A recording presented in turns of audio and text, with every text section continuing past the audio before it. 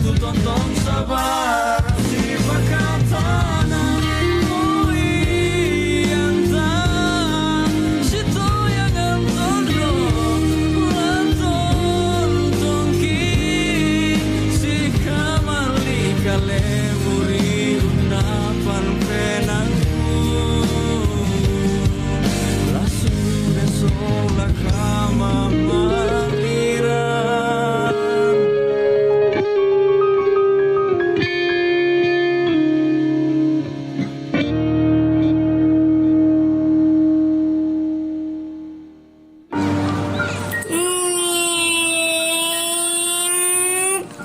Kak Elo, besok pengen jadi pilot ya? Iya dong, keren kan? Kalau aku pengen jadi artis. Enggak deh, guru aja. Dulu bilangnya pengen jadi dokter. Enggak apa-apa kan? Kalau Marco pengen jadi apa? Apa ya? Astronot. Apapun cita-citamu, yang penting sekolah dulu dengan sungguh-sungguh.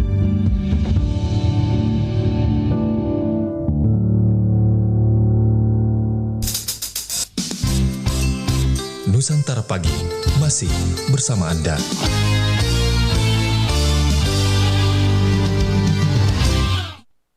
Assalamualaikum warahmatullahi wabarakatuh. Sahabat budaya, jumpa lagi saya Bang Rian di ruang dengar Anda. Tentunya di pukul 11 hingga 12 ini kita akan berada di program acara obrolan UMKM di Nusantara Siang Sahabat Budaya. Tentunya kami telah menghadirkan beberapa narasumber yang tentunya berbeda. Kali ini kami akan menghadirkan antara pelaku UMKM dan juga pendamping sahabat budaya.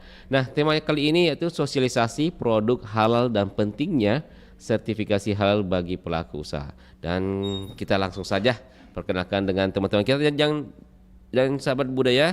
Jangan lupa juga kita lagi live streaming di YouTube dan juga di RR Digital dan serta juga di gelombang 92,5 FM. Langsung kita perkenalkan dengan narasumber kami.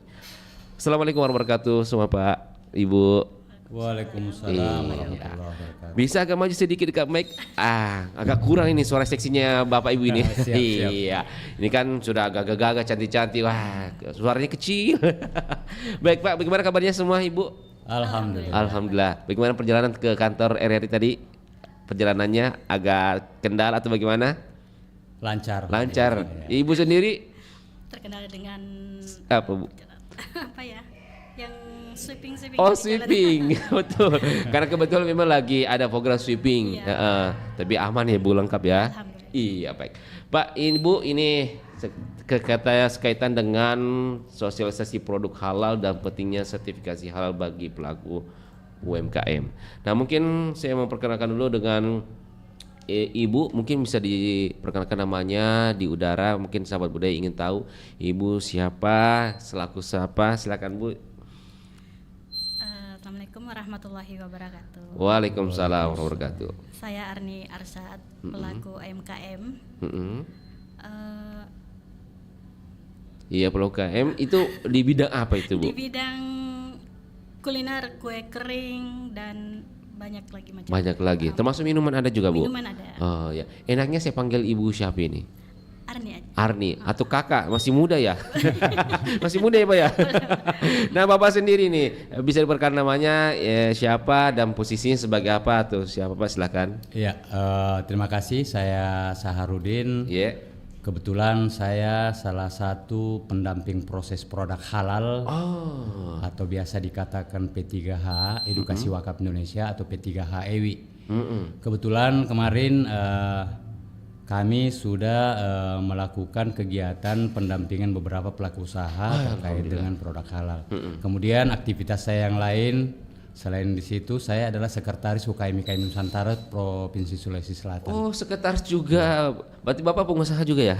Saya dosen Pak. Oh, dosen juga. Oh, siap. Ini kalau dibilang Bapak ini di bawah naungan MUI kah atau dari departemen apa saja Pak? Ini. Ya, kalau pendamping kami di bawah naungan Edukasi Wakaf Indonesia, tapi koordinasinya itu langsung ke sekarang kan kewenangan sertifikasi halal itu ada di Badan Penyelenggara Jaminan Produk Halal atau BPJPH. Dan kemarin ternyata dia sudah dilantik menjadi badan setingkat menteri yang dipimpin langsung Babe Haikal itu. Berarti naik kelas lagi nih ya Pak. Naik kelas lagi. Luar biasa. Baik, ya untuk pertanyaan pertama mungkin saya lebih kepada ke Bapak dulu, nanti ke Kakak dulu nanti sebentar. Pak ini kan sekitar dengan sertifikat halal. Nah mungkin bisa dijelaskan ini. Pengenalan hal itu apa sih sebenarnya? Mungkin masyarakat yang Muslim tahu, yang non Muslim itu hal itu dalam produk itu bagaimana penjelasannya Pak Saharudin? Ya, pertama-tama saya mengungkapkan bahwa kewajiban bersertifikasi halal itu didasarkan pada Undang-Undang Nomor 33 Tahun 2014 terkait jaminan produk halal atau JPH. Dan seluruh pelaku UMKM, karena kita di Indonesia adalah mayoritas Muslim, itu kewajiban bersertifikasi halal bagi pelaku usaha itu wajib. Wajib, dan bahkan ketika dia tidak memenuhi kewajiban bersertifikasi ada sanksi Pak yang diterapkan oleh Badan Penyelenggara Jaminan Produk Halal. Ya, ada sanksi administrasi, ada sanksi penarikan peredaran produk di pasaran dan sebagainya. Saya kira itu pengertian kenapa kita harus mensertifikasi halal produk kita. Karena kenapa? Ya paling tidak konsumen itu butuh keamanan apa yang dia konsumsi, butuh higienitas, butuh kebersihan bagi produk yang dikonsumsi. Sehingga saya kira Indonesia itu memang harus memiliki sertifikasi halal bagi seluruh pelaku-pelaku usaha, khususnya UMKM, yang bisa dikatakan itu wajib buat pelaku usaha untuk mengurusnya. Walaupun mungkin hari ini masih banyak yang belum mengurus karena yang pertama karena dia tidak memiliki pengetahuan terkait dengan pemahaman wajib halal itu, kemudian ya mungkin dia menganggap bahwa ini kan usaha saya sudah laku, ngapain urus itu lagi. Nah, itu mungkin nanti ke depan barangkali lebih banyak sosialisasi, karena terus terang sudah banyak lembaga yang menjadi lembaga pendamping Pak, termasuk dari dunia pendidikan tinggi. Kampus-kampus itu membuat pendamping-pendamping sertifikasi halal untuk kemudian mendampingi pelaku UMKM mendapatkan sertifikat halal. Dan saya kira banyak sekali hal yang memang harus kita sosialisasikan, termasuk mungkin karena faktor biaya dan administrasi, padahal banyak sekali regulasi atau banyak sekali manfaat yang diberikan kepada pemerintah kepada kita. Bahkan sampai hari ini sudah ada yang namanya sertifikat halal gratis bagi pelaku usaha. Bagi pelaku usaha. Tapi ada kategori lagi. Ada kategorinya yang masih itu usaha apa saja Pak. Jangan sampai yang retail besar. Baik, mungkin bisa jelaskan kategorinya. Yang masuk kategori sertifikat halal gratis itu pertama produknya dilakukan secara sederhana. Kemudian tidak bahan-bahannya sudah dipastikan kehalalannya. Kemudian dia tidak melebihi dari varian lebih dari 10 produk. Kenapa? Karena kalau sudah lebih dari itu sudah masuk reguler namanya. Jadi di Indonesia itu Pak ada 2 skema yang diberlakukan untuk mengurus sertifikasi halal. Yang pertama adalah skema self declare yang biasa dianggap bahwa khusus untuk pelaku usaha kecil, itu hanya membuat pernyataan mandiri pelaku usaha, menyatakan bahwa produknya halal. Kemudian yang kedua, skema kedua ada skema reguler. Itu memang berbayar di situ karena dia sudah kategori kayak restoran, kafe, kedai dan sebagainya. Berarti memang kategorinya itu UMKM, IKM ke bawah gitu ya Pak? UMKM, IKM. Untuk pengusaha kayak restoran ke atas itu berbayar gitu ya? Dan itu harus punya auditor halal lagi. Auditor halal lagi. Kemudian diverifikasi di lapangan. Karena banyak hal yang harus dia lihat, apakah kemudian dia harus punya penyelia halal. Penyelia halal. Auditor halal yang terutama karena dia harus memverifikasi lapangan. Apa sih sebenarnya produknya higienis, tidak terkontaminasi dengan bahan-bahan yang mungkin bahan yang dalam tanda kutip barang haram yang tidak bisa terkontaminasi ketika memproses produksi produknya di situ. Baik, kita tahan dulu Pak Sarudin. Kita ke kakak dulu, ke Kak Arni ini. Kak Arni, bagaimana melihat ini sebagai pelaku usaha sendiri? Produk Ibu Karni sendiri sudah berlabel halal atau belum? On proses. On proses. Nah, ini saya mau tanyakan, gratis atau berbayar, Bu? Gratis. Gratis. Bagaimana responnya sebagai pelaku usaha dengan adanya program halal gratis ini? Malah justru lebih senang karena begitu dapat info bahwa mendapatkan sertifikat halal ini gratis. Makanya dengan segera mungkin harus membuat sertifikat halal ini. Sudah berapa lama pengurusannya itu? Baru sih. Baru? Baru. Memang ada program kebetulan gratis langsung ikut atau memang inisiatif mencari sendiri atau ditawarkan? Awalnya sih mau ini mencari sendiri, mencari informasinya. Kebetulan ada teman juga yang dari pihak sertifikat halal menawarkan, ya sudah lanjut aja supaya produk saya ini lebih meyakinkan lagi. Berarti sepenting itu dengan memperoleh produk halal ini bisa meyakinkan masyarakat bahwa produk Ibu halal gitu. Betul. Tapi sangat penting. Sangat penting. Sangat penting. Dari sisi apanya? Dari sisi apa pentingnya? Apakah memang cuma formalitas dia harus ada labelnya atau bagaimana ini menurut Ibu? Dari sisi penjualan bagaimana? Ini sertifikat halal ini membuktikan bahwa produk yang kita punya yang betul-betul terbebas sih ya. Sertifikat halal sertifikat halal. Meningkatkan kepercayaan konsumen, membuat konsumen itu yakin bahwa produk yang kita jual ini betul-betul dijamin kehalalannya. Kehalalannya, apalagi produk Ibu sebuah produk makanan gitu ya, makanan minuman. Kalau kita melihat memang terkadang makanan yang sejenis dengan Ibu itu terkadang ada seperti kandungan yang non halal juga ya, bisa digunakan ya. Yang saya gunakan selama ini bersertifikat halal semua, alhamdulillah. Mungkin ada produk lain lah yang semacam produk Ibu menggunakan yang non halal, tapi Ibu yakin itu halal punya Ibu kan? Nggak ada sih. Iya masih halal gitu ya. Iya pasti. Saya cari yang bersertifikat. Oke. Saya beralih ke Pak Sarudin. Ini kan tadi berproses. Berapa lama sih sebenarnya itu ketika proses ingin memperoleh halal ini? Butuh proses lama kah atau kilat atau bagaimana? Karena saya lebih banyak mendampingi pelaku usaha yang sehati itu ya, sertifikat halal gratis. Sehati ya. Itu justru tidak ribet.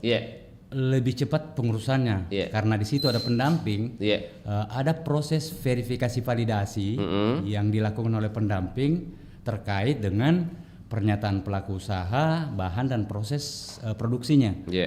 Itu memakan waktu 10 hari. 10 hari. Itu standar, Pak? Standar. 10 hari kita kirim langsung, kan ini kan serba digital. Digital sekarang. Mulai dari pernyataan pelaku usaha, kemudian mengisi proses produknya, memfoto produknya bersama dengan pelaku usaha, itu semua sudah digitalisasi. Jadi dia akan mengakses langsung ke ptsp.go.id, ptsp.halal.go.id yang disiapkan oleh BPJPH untuk kemudian pelaku usaha sendiri mengakses untuk membuat akun pelaku usaha sendiri. Karena mungkin pengetahuannya banyak pelaku usaha tidak tahu, makanya ada pendampingan bersama pendamping untuk kemudian memberikan pemahaman kepada pelaku usaha apa bahan yang harus dia siapkan, apa dokumen yang harus disiapkan. Karena untuk mengurus halal itu ya wajib memiliki yang namanya NIB. NIB itu apa NIB? Nomor induk berusaha. Kalau nggak ada itu nggak bisa langsung ke halal. Iya. Nah, Ibu sendiri sudah punya NIB sendiri, Bu? Sudah ada. Berarti sebelum mengajukan proses halal, berarti mengurus itu ya? Mengurus itu. Berarti sejak berdiri usaha sudah melakukan izin buat izin usaha dan lain-lain ya? Baru juga. Kalau boleh tahu umur usahanya Ibu Arni berapa ini? Sebelum mengurus ini dari tahun 2016 2015 lah. 2015. Oh. Cuman baru Merintis. seriusnya sebelum corona. Sebelum corona. Nah, bagaimana sisi kan banyak tadi persyaratan yang dijelaskan Pak Sarudin.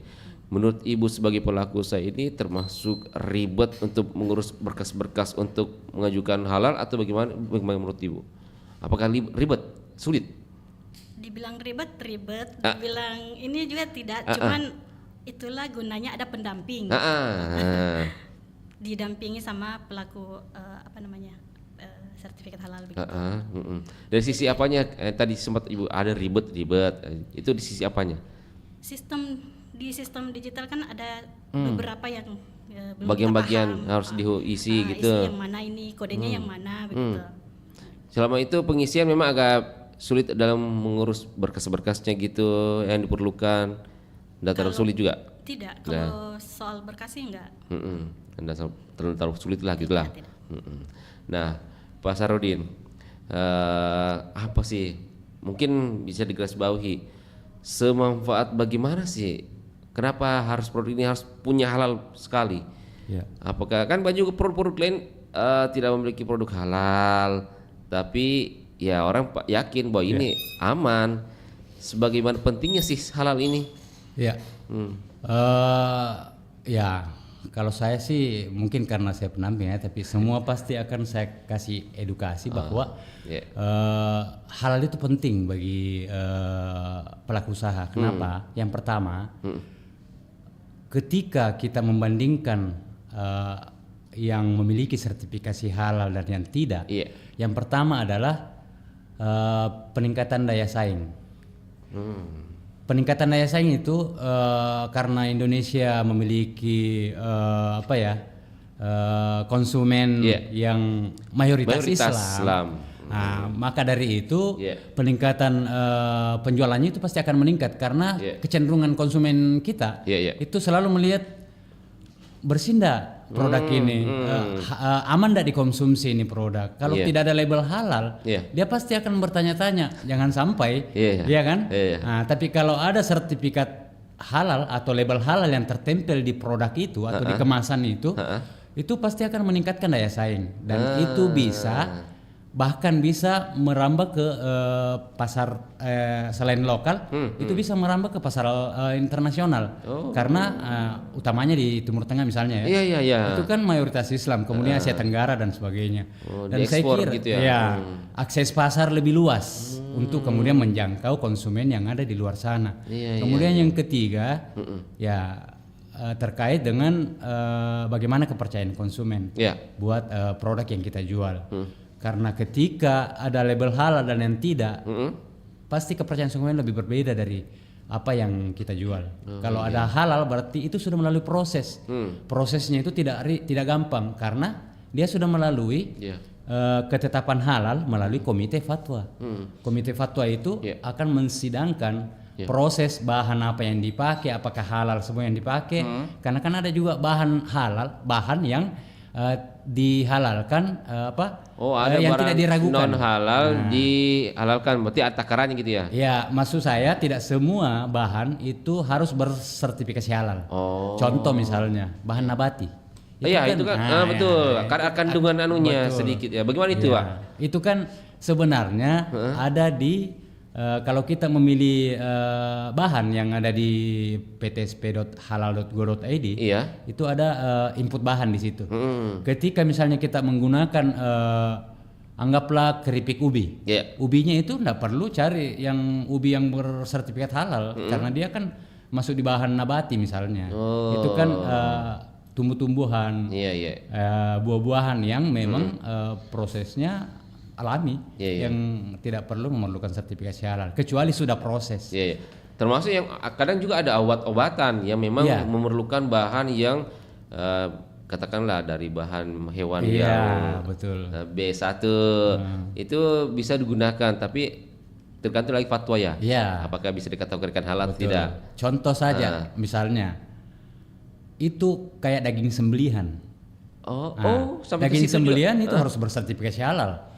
Kalau misalnya dia belinya di pasar, tidak ada label halalnya ketika dia membeli, tidak membuktikan label halal dari hasil sembelihan itu, apakah dia disembelih secara syariat Islam atau tidak, itu tidak boleh masuk di, misalnya dia jual makanan, anggaplah nasi goreng ayam, ayamnya harus bersertifikasi halal. Oh, berarti itu dari sertifikasi halal bukan saja dari kandungan-kandungan makanan, ternyata dari sisi cara untuk menyembelih juga itu bisa bersertifikasi halal juga, Pak. Betul. Oh, baru saya tahu itu, Pak. Iya, karena ya kalau misalnya kan ada beberapa RPH itu yang sudah diberikan sertifikasi halal oleh MUI untuk kemudian bahwa RPH itu aman dikonsumsi ketika kita ambil daging dari rumah pemotongan hewan yang resmi. Iya. Ada juga rumah pemotongan hewan yang dikelola oleh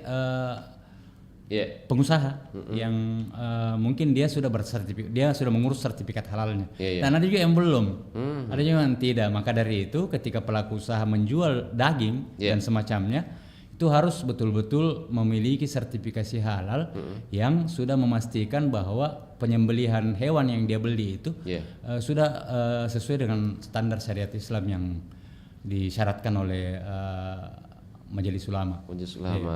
Termasuk bahan-bahan pakaian itu juga harus bersertifikat halal juga kan, terkadang ada bulu yang betul. Bahan pakaian itu kalau dari bahan yang yang hewan yang itu. Hewan itu, betul. Berarti secara umum ini halal ya, tidak. Kan biasa orang berpikiran kalau makanan dari itu makanan minuman, ternyata luas ya. Betul. Termasuk farmasi, obat-obatan, kosmetik kan? Itu juga. Betul. Iya, betul. Nah, dari Ibu sendiri selaku pelaku usaha, apa yang mungkin setelah mendapatkan sertifikat halal, apa bayangan Ibu ke depan ini dalam proses penjualannya ini? Ya, lebih meningkatkan lagi penjualan, lebih semangat lagi untuk membuat produk-produk lain lagi kalau sudah ini bersertifikat halal.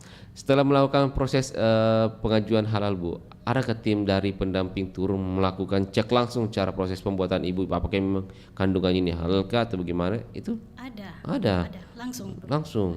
Itu bagaimana kita melihatnya caranya itu, tim-tim yang langsung turun ini? Iya, mengikuti proses mulai dari memperlihatkan bahan yang akan dibuat, cara pembuatannya, kemasannya. Gitu. Sampai kemasan juga diperiksa. Itu kalau kita melihat ini memang benar-benar sangat menguntungkan tidak ini halal ini untuk pengembangan usaha Ibu ke depan. Menguntungkan sekali. Iya, karena dijamin kehalalannya karena sudah melalui proses halal begitu. Dari teman-teman semacam Ibu yang pelaku usaha mungkin produk yang sama, itu kebanyakan sudah memiliki sertifikat halal atau belum? Teman-teman UMKM sebagian. Itu yang sebagian belum itu rata-rata alasannya kenapa, ribet kah atau ada hal-hal lain kendalanya?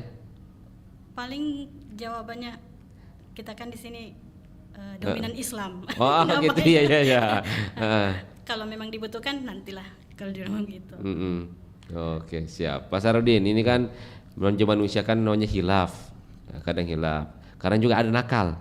Nah, ketika menemukan mungkin pas pengujian lab dia usahakan halal semua. Karena ada kelebihan juga ketika ada bahan-bahan yang non halal itu bagi orang yang mungkin lebih enak itu. Ketika ada pelaku usaha yang nakal, setelah melakukan proses sertifikasi dapat label halal, setelah lanjut usahanya dia menggunakan bahan-bahan yang tidak direkomendasikan oleh pihak halal sendiri. Itu bagaimana sikap dari kita sendiri sebagai lembaga? Ya, khusus lembaga sebenarnya itu hanya sebatas memverifikasi dan memvalidasi apa yang menjadi kehalalan produk yang dia lakukan oleh pelaku usaha. Kemudian ada pengawasan. Nah, itu. Pengawasan itu kemudian di seluruh Indonesia, bahkan kemarin karena kan sudah ditentukan oleh BPJPH bahwa wajib bersertifikasi halal itu dari 17 Oktober 2019 sampai 17 Oktober kemarin 2024. Maka dari itu semua serentak 34 provinsi itu Satgas Halal turun untuk memantau apa yang dilakukan oleh pelaku usaha terkait dengan sertifikasi halal.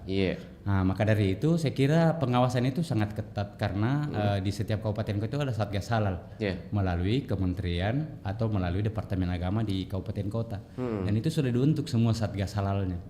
Melalui itu kemudian bersama dengan lembaga pendampingan, kurang lebih 200 lembaga sekarang yang tergabung di BPJPH, termasuk ada Edukasi Wakaf Indonesia, kemudian ada beberapa lembaga-lembaga yang dibentuk oleh perguruan tinggi yang kemudian menjadi dan merekrut pendamping proses produk halal untuk kemudian melakukan kegiatan pendampingan. Termasuk tadi itu pengawasan apakah betul yang didampingi ini sudah melalui proses. Kemudian ke depan misalnya tiba-tiba yang seperti yang dikatakan nakal, nah itu juga pasti akan terpantau ketika karena ini kan bukan cuma sampai di situ. Lembaga kami itu lanjut kepada pendampingan UMKM, termasuk pendampingan pemasarannya juga ada di situ melalui kegiatan yang dilakukan karena kita sudah terstruktur sampai ke kabupaten kota. Dan hari ini masih sementara proses struktur itu dan bisa saling berkoordinasi antara kabupaten, kota, provinsi sampai di pusat. Ketika menemukan salah satu produk dari pelaku oknum tersebut, itu sanksi beratnya sampai apa itu Pak Sarudin? Sanksi beratnya itu saya kurang terlalu rinci pemahaman saya, tapi sanksinya itu pencabutan sertifikat halal. Paling tidak pencabutan sertifikat halal, kemudian dia ada kena denda administrasi di situ. Menurut undang-undang yang nomor 33 tahun 2014 itu. Sampai seketat gitu juga betul. Nah Pak Sarudin, kalau kita mau tanyakan, kan biasa manusia itu tergiur kejujurannya dari tim atau integritasnya, itu bisa dijamin tidak bahwa orang ini tidak bisa disogok? Kan biasa orang kasih halal kasih halal kasih cepat itu bagaimana? Nggak bisa Pak, karena yang pertama kita tidak boleh selaku pendamping pendamping dari pelatihan kita sudah melalui proses pendampingan, bahkan ada tingkatannya. Kebetulan saya kemarin baru meraih gelar register halal advisor. Mantap. Itu di Sulsel baru 5 orang. Termasuk kita salah satunya. 5 orang dan teman-teman masih sementara proses untuk melakukan itu, dan prosesnya itu panjang karena melalui beberapa basic training, kemudian ada kegiatan-kegiatan yang betul-betul bisa menjadi perwakilan Edukasi Wakaf Indonesia itu selaku salah satu pendamping proses produk halal untuk merekrut pendamping yang punya integritas, kemudian kejujuran. Kemudian yang kedua, kalau ada pelaku usaha seperti itu, kita memang sosialisasikan bahwa ini sertifikasi halal yang difasilitasi secara gratis oleh pemerintah melalui BPJPH. Kalaupun hari ini kuota lagi kosong dan habis, itu bukan cuma pemerintah bisa memfasilitas menjadi fasilitas, bisa mengusulkan kode fasilitasi. Kalau misalnya ada BUMN misalnya, ada BUMD misalnya, ada pemerintah daerah misalnya yang mau memfasilitasi pelaku UMKM mendapatkan sertifikasi halal gratis, boleh mengusulkan atau boleh berkolaborasi dengan kami untuk kemudian mendapatkan kode fasilitasi dari Badan Penyelenggara Proses Produk Halal untuk kemudian membantu pelaku usaha anggaran yang diberikan oleh BUMN misalnya atau BUMD untuk menjadi fasilitasi yang membayarkan pelaku UMKM mendapatkan sertifikasi halal. Kalau misalnya kuota gratisnya sudah habis. Ternyata ada kuota juga Ada kuota. Per tahun itu kalau boleh tahu untuk gratis berapa? Kalau kita khusus di Edukasi Wakaf Indonesia itu yang tercatat di platform yang kita lakukan itu kurang lebih hampir 1 juta kuota kalau tidak salah. Banyak juga. Jadi sudah terverifikasi 900 sekian kuota yang sudah terpakai oleh khusus di Edukasi Wakaf Indonesia. Siap. Dan betul-betul pendamping itu harus mempersiapkan data-data pelaku usaha sudah diinput misalnya oleh pelaku usaha, kemudian tinggal nanti setelah itu diverifikasi oleh pendamping dan ketika ada kuota itu langsung kirim karena banyak sekali dan agak sulit masuk untuk kemudian mendapatkan kuota di situ karena terlalu banyak. Bayangkan kalau 200 pendamping Pak, menginput dengan satu aplikasi yang sama berat itu. Berarti partisipasi cukup besar ya Pak ya? Betul. Betul. Ibu Asri, Kak Asri, apakah ada kendala ketika belum bersertifikat halal sama bersertifikat halal penjualan mungkin bisa di retail besar atau dititip barangnya ke retail dan lain itu memang agak terkendala ya ketika kita memiliki sertifikat halal? Dipersulit gitu pemasarannya atau bagaimana? Kalau masuk di supermarket memang untuk sekarang ini tidak bisa karena belum bersertifikat. Berarti ada persyaratannya, salah satunya itu harus punya sertifikat. Harus punya sertifikat dulu. Makanya sekarang produk saya ini dari apa namanya? Dari mulut ke mulut aja. Cara penjualannya, marketingnya. Gitu. Tapi memang sudah sempat menggali informasi ke retail bahwa memang kalau ketika produk kita mau masuk situ harus memiliki persyaratan itu ya. Iya. Tapi bayangan Ibu ke depan akan ke situ? Akan ke situ. Bagaimana omset penjualan Ibu sendiri sejauh ini? Alhamdulillah bisa menutupi. Wah. Apa tadi kue kering ya Bu? Kue kering. Ya itu kue kering semacam apa tuh? Rasa apa? Kue nastar, kastangel, kue coklat kacang, apa ya? Coklat batang ada juga. Coklat batang ada juga. Sempat juga ada minumannya juga. Minuman ada. Minuman apa itu?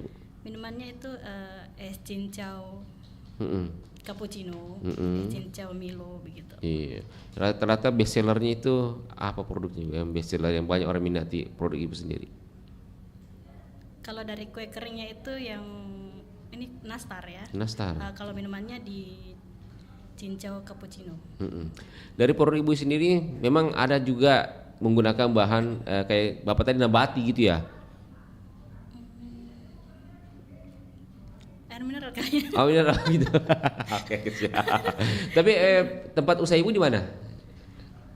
Di Maros. Oh di Maros. Pusatnya di situ. Penjualannya sampai di mana sekarang Bu? Tadinya sih di Goa juga, ada Goa di sekitaran Makassar. Di Maros masih sementara merintis juga. Makanya sementara on proses sertifikat halalnya begitu terbit langsung gas gitu. Pak Sardi memang di supermarket atau minimarket atau retail besar itu memang dipersyaratkan memang atau memang ada kerjasama antara pihak halal sama retail-retail itu tidak boleh masukkan produk-produk tanpa sertifikat halal itu gimana penjelasan itu Pak? Sebenarnya kerjasama sih sejauh ini yang saya tahu belum, mungkin ada tapi regulasi mungkin aturan ya. Regulasi itu memang yang sudah digaungkan di seluruh retail pasar modern itu yang harus memang syaratnya bersertifikat karena dia juga tidak mau ambil risiko ketika kehalalannya diragukan ya pasti apa yang dia bisa jawab ketika kecuali dia punya label halal itu mungkin lebih, makanya tadi saya bilang salah satunya adalah daya saing dan bisa membantu pelaku usaha untuk kemudian berkolaborasi dengan pelaku-pelaku usaha yang lainnya memang betul-betul kita pastikan produk kita halal dari segala macam hal. Karena tadi itu bukan berarti mengabaikan yang lain, tapi mayoritas penduduk kita yang mengkonsumsi itu selalu menganggap bahwa aman dari konsumsi misalnya ini, karena kan banyak kejadian yang sudah kita lihat di depan mata kita kan, seperti itu. Nah ini kan di pasar tradisional lah, kan bukan saja produk-produk lokal kita, ada produk luar masuk kayak produk Cina dan lain-lain itu. Dari pihak pengawasan sendiri itu selalu turun aktif melakukan edukasi atau mungkin melakukan sweeping gitu. Itu pernah dilakukan Pak? Sejauh ini saya belum pernah ikut situ, tapi kemarin waktu batas penentuan wajib halal itu di 17 Oktober kemarin, kami bersama Satgas Halal langsung terjun melakukan pengawasan bersama Depak Kota Makassar, kebetulan saya yang temani. Iya. Itu dia tergabung dalam pengawas produk halal dan kita langsung sidak di Mall Panakukang waktu itu. Dan saya kira memang akan dilakukan secara rutin seperti itu. Jadi alhamdulillah yang kita temui termasuk Solaria kemarin itu yang di Mall Panakukang kan viral itu ya. Lengkap. Sudah ada. Ya, dia sudah bisa nunjukkan bahwa ada, kemudian ada makanan-makanan Jepang di situ kita. Dan itu juga harus sertifikat halal karena yang mengkonsumsi di sini kan rata-rata masyarakat Muslim. Oh kan? Gitu betul. Oke lah, tadi ada program gratisnya. Kalau saya mungkin contoh saya pengusaha yang memang agak besar. Itu biaya untuk mengurus sertifikasi halal itu berapa Pak? Kalau sertifikasi halal gratis, enggak yang non gratis Pak. Mungkin saya pengusaha, saya punya restoran. Ya non gratis itu tergantung dari berapa varian produknya Pak. Saya belum tahu hitungannya persis karena saya tidak pernah dampingi sertifikat halal reguler. Tapi gambarannya bahwa dia berbayar dan dia akan dihitung berdasarkan jumlah varian produk yang dia jual misalnya. Karena kan yang dihalalkan kan per variannya. Bukan secara keseluruhan ya. Nasi ayam, nasi ikan, semua harus di sertifikat per produk. Makanya ada istilah KBLI. Apa itu Pak? Kualifikasi lapangan usaha baku Indonesia. KBLI. Dan itu ketika kita mengurus NIB, itu akan tertuang di situ. Kalau misalnya produk kita keripik, kita harus persis menentukan KBLI yang cocok untuk produk kita. Tidak serta-merta mengurus NIB, jangan sampai kita masuk di reguler kita tidak tahu. Karena ada yang memiliki kode kualifikasi baku lapangan usaha Indonesia KBLI ya. Nah itu harus disesuaikan dengan produk yang kita jual. Harus sesuaikan. Karena nomor KBLI itu memang ada produk bakery, roti dan kue basah, kue kering, itu semua harus sesuai dengan KBLI yang kita pilih di NIB. Dan itu saya kira NIB pelaku usaha sudah bisa urus sendiri karena online. Oh gitu ya. Lewat OSS kan. Iya, seperti itu. Sertifikat hal ini punya periode masa berlakunya Pak atau seumur hidup? Sertifikat itu menurut undang-undang itu 4 tahun. Kecuali dia punya bahan dasar dirubah. Ketika ada dirubah, dia harus melaporkan. Karena beda lagi dong. Beda lagi sertifikat harus diganti. Tidak sesuai yang sebelumnya. Ya itu bagaimana cara pengawasannya itu? Kan biasa orang malas deh pergi pelapor deh, bikin ubah deh. Mungkin tidak semua bisa diawasi, tapi kalau dia mempunyai kesadaran sendiri ketika beredar produknya, kok ini bahannya tidak sesuai dengannya, itu bahaya juga. Betul. Karena ada istilah laporan masyarakat misalnya. Nah ini dari lembaga kita sendiri memang ada kolaborasi sama BP POM Pak. Ketika BP POM mengeluarkan hasil ini, atau dari lembaga kita melakukan lab juga tersendiri atau kolaborasi sama BP POM? Kalau Edukasi Wakaf Indonesia karena itu kalau uji lab itu kan melalui pekerja itu reguler. Kalau sertifikat halal Seblecler melalui pernyataan pelaku usaha itu tidak perlu uji lab. Dia hanya butuh penyelia halal. Dan dia harus diverifikasi dan validasi oleh pendamping. Setelah verifikasi validasi pendamping, kemudian pendamping mengirim berkas yang sudah diverifikasi validasi itu lewat digitalisasi melalui ptsp.halal.go.id, itu langsung ke BPJPH. Jadi pelaku usaha mengirim mengklik kirim ke proses verifikasi validasi pendamping.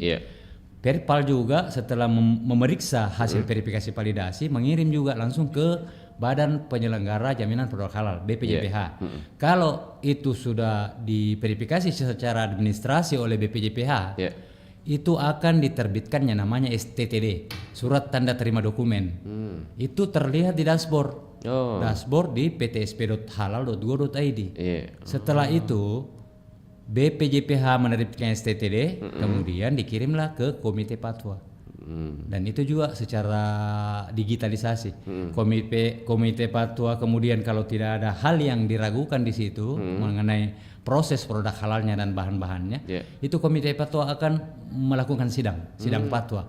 Setelah sidang fatwa lewati, terbitlah sertifikasi halal. Dari sidang itu terkadang ada yang ditolak, Pak. Ada. Oh, berarti memang profesional betul ya, Pak. Makanya banyak hal verifikasi pendamping misalnya lolos, tapi di BPJPH misalnya boleh saja kirim ke Komite Fatwa, tapi Komite Fatwa kembalikan. Tapi bagusnya di situ ada tracking. Apa yang kurang di situ? Misalnya foto produknya harus terlihat. Foto nama produknya harus jelas. Nama usahanya harus jelas. Jelas di situ apa yang mau dirubah. Jadi enaknya di situ, Pak. Jadi tidak artinya ketika kembali boleh lagi dikirim kembali untuk kemudian terbit sertifikat halal. Saking ketatnya itu Pak persaringannya. Betul. Oke, Bu Arni di waktu terakhir kita ini, apa yang ingin disampaikan selaku pelaku usaha terhadap mungkin sekitarnya dengan halal? Apa yang ingin disampaikan? Mungkin termasuk juga harapannya Ibu sebagai pelaku usaha terhadap halal dan juga produk Ibu kedepannya mau bagaimana? Kedepannya sih lebih meningkat lagi penjualannya. Dengan adanya sertifikat halal ini artinya konsumen tidak ragu lagi untuk memilih produk kita. Gitu. Itu aja kayak. Itu aja. Untuk produknya sendiri ke depannya, penjualannya, marketingnya diperluas lagi. Ditambah produk-produknya, produk apa yang bisa disalurkan ke konsumen, ke ke supermarket, minimarket. Intinya bersertifikat halal itu penting sekali. Dan tadi menurut Pak Sarudin, Ibu harus wajib melapor ketika ada perubahan. Betul. harus patuh. Nah, Pak Sarudin, di waktu terakhir kita, apa yang disampaikan selaku Badan Lembaga Halal sendiri? Apa yang ingin disampaikan kepada teman-teman UMKM maupun yang lainnya? Ya, saya kira saya dalam kesempatan ini mengajak seluruh pelaku UMKM, ayo kita gunakan kesempatan ini. Semoga dengan adanya produk kita bersertifikat halal menjadi lebih bagus daya saingnya, kemudian kepercayaan konsumen juga meningkat, kemudian bukan hanya soal kepatuhan ya, tapi juga bagaimana produk kita bisa merambah ke pasar globalisasi dan mengakses pasar yang lebih luas. Saya kira pesan saya semoga kita bisa mensertifikat halalkan semua produk kita. Maka dari itu saya mengajak, ayo kita sertifikatkan sertifikat halalkan produk kita. Semoga semakin berkah, semakin maju, semakin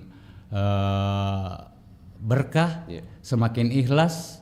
Semoga apa yang kita rencanakan ke depan bisa menjadikan kita lebih baik lagi dengan menjadi pelaku UMKM yang lebih menjangkau pasar yang lebih luas. Di mana masyarakat ingin bisa memperoleh sertifikat halal atau pendampingan? Boleh hubungi saya selaku pendamping proses produk halal, Edukasi Wakaf Indonesia, dan saya kira silakan cari di Facebook juga ada, IG, kemudian ke depan kami selaku pengurus provinsi, kebetulan kami ditunjuk kemarin Edukasi Wakaf Indonesia Pusat untuk menjadi salah satu pengurus wilayah untuk mengurusi pelaku UMKM, bukan cuma sertifikasi halalnya, tapi juga bagaimana bisa membantu pemasaran pelaku-pelaku usaha untuk kemudian bisa berkolaborasi untuk meningkatkan daya saing produknya. Di kantornya di mana Pak Edukasi Wakaf? Kantor sementara masih di rumah masing-masing. Mungkin ada kontak person, kontak yang bisa dihubungi. Boleh, bisa hubungi di saya 081 2433 7601. Oke, siap. Bu Arni, Kak Arni, mungkin mau disampaikan juga di mana orang mau berpesan produk-produk Ibu sendiri, di mana bisa diperoleh? Boleh dihubungi Kedai Arar dengan nomor 0853 4088 4551. Media sosial ada juga? Untuk sementara Oh, ada di TikTok ada. TikTok apa nama akunnya? Arni Arar. Arni Arar juga. Oke, siap. Intinya pastikan halal walaupun proses produk halalnya ya. Berharap halal. Prosesnya halal ya. Baik, makasih banyak Kak Arni Arsyad selaku owner UMKM dari apa tadi Bu? Namanya saya lupa. Iya, ini Arar, dan juga Bapak Saharudin SEMM RH selaku pendamping pelaku UMKM dari Edukasi Wakaf Indonesia. Terima kasih atas kesempatannya semuanya. Semoga bermanfaat bagi kita semua, dan kita akan bertemu di lain waktu lagi Pak. Jangan bosan-bosan bersama RRI. Saya undang lagi nanti lain waktu. Dan Bang Rian bersama dua narasumber kami pamit dari ruang dengar Anda. Assalamualaikum warahmatullahi wabarakatuh. Salam.